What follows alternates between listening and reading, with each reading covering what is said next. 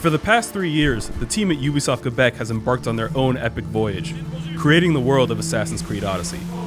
As their journey nears its end, we sat down with members of the development team to discuss recreating the classical settings of ancient Greece, engaging in all-out army warfare, arming players with a first civilization artifact, and for the first time in the series, putting player choice at the forefront of Assassin's Creed. Odyssey is the second step in the transformation of Assassin's Creed into a full-blown RPG.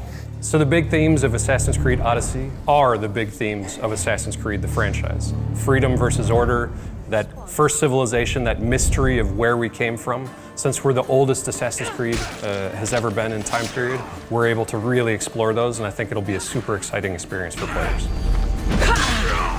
Choice was absolutely one of the first things that we started thinking about and we wanted in the game. Not just in the dialogue system, obviously, but within the structure of the game. Especially being able to choose your character. So this is what's going to feel really, really different for players this year. So there is a base storyline that is consistent, that there are a lot of big choices in it, but there's also these small stories that you don't know where they're going to lead. And sometimes it leads in romance, sometimes it leads in a bloodbath, and so, whatever. So and sometimes in a charming relationship with a new friend. The things you make decisions about within quests are going to have an impact later on. You were mine, and Kira took you from me.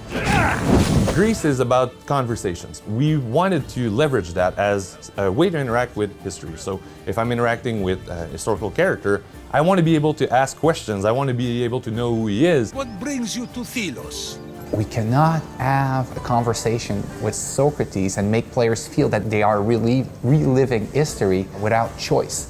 Am I gonna save this guy? Am I gonna let him die? So asking myself questions as a player that are very deep and that could impact the choices, yes, at the end. What exactly is justice? I think it's interesting to build relationships that are not just stopping at a quest. That sense of interest, like that sense of seduction, that sense of playfulness with it as well. Very poetic for someone covered in blood. I like it. It's not everybody that can be seduced in the game, but there are occasions where you will meet people that, when the little heart appears, it's like, oh, I don't know, that dude or that girl, what am I going to do? So I also found this. But we also have friendships that gets built over time in the game. Two sides of the same coin. Since Assassin's Creed Odyssey takes place during the Peloponnesian War, you better believe you're going to get to partake in massive battles between hundreds of Athenian and Spartan soldiers. We knew we needed to recreate that and to give the player that opportunity to engage in these huge battles with hundreds of soldiers on each side. And you're going to use every ability you have, every ounce of strength and adrenaline that you can muster to face off against these huge battles. And then once you complete them, you're going to get great rewards out of it, as well as changing who owns that area of the world. So it's not just this huge battle, but it's also consequences within the world itself. The special abilities are a way of expanding what abilities have always been, which is a way to more customize your playstyle. For us, we push it even farther because we use the broken spear of Leonidas as that access to even bigger and better abilities.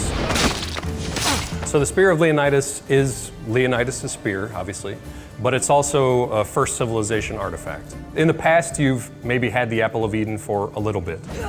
We give this to you for the entire game, and you upgrade it, you make it better. You get to get more abilities because of it and because of its connection to you, which we're going to develop throughout the story. Being 2,500 years ago, the oldest we've ever gone in Assassin's Creed, to where that connection to the first civilization is the strongest it's ever been in the franchise. I think choosing the Peloponnesian War as a backdrop was an excellent choice. It's a crucial moment in history who deeply impact our civilization today. It's also an opposition between democracy and tyranny. Everything is interconnected in ancient Greece. Politics, religion, and social behavior, it's all connected. And at the same time, when you go visit Greece, none of it is still standing, or most of it is, not there. So you have to go do the research and bring that back alive. In fact, that's something we've learned throughout our research, that they find color pigment on statues and temples. So using that knowledge to our advantage, which was art direction blessing, kind of, because we could add colors on almost all man-made structures. So that's why if you play the game, you'll see there's tons of color on almost everything.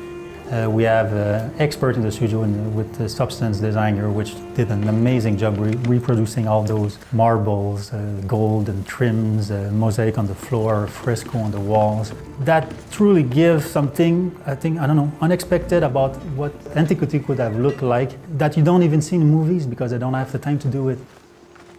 When you think of Greece, what do you think first? It's probably the blue sky and the blue water. Well, for us, the water was like a main character. We wanted to have like the wave crashing on the shoreline with the volumetric foam also. Like that's probably the first within the Ubisoft game to have a volumetric foam. It's a good thing that foam is so detailed because you'll be making quite a bit of it as you stir things up in Odyssey's naval warfare. We're making the sea really alive by bringing back naval. We have sharks, whales. It's raw. It's up close. You can cleave ships in two, put other ships on fire. It brings that whole dynamic on the sea. Because we wanted the ship to be your home. It is your home base. It's where you meet Barnabas, who's your captain and your good friend. As you add people to the ship, you can recruit people from the world to join your ship and travel with you.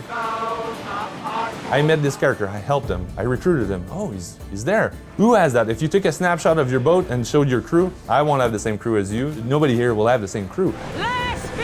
You're going to find them in quests. They're going to be people that you talk to and you can ask them to join you on your ship. And then the other way that you're going to get them is to recruit from your enemies, from mercenaries, from cool-looking characters that you might see in the world or people that have really good stats. Making it not just about, okay, here's a bunch of enemies in front of me, I need to wipe them all out. It was more of, okay, here's a bunch of guys. Ooh, that guy's really interesting. I'm going to go get him.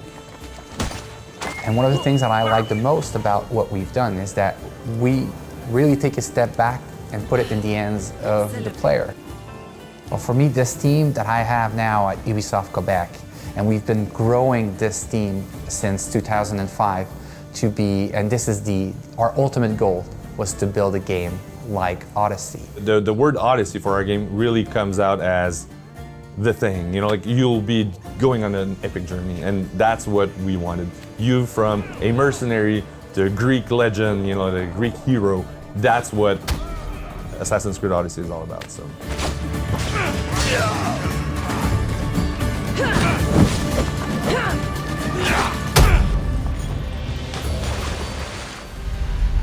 Assassin's Creed Odyssey, available October 5th.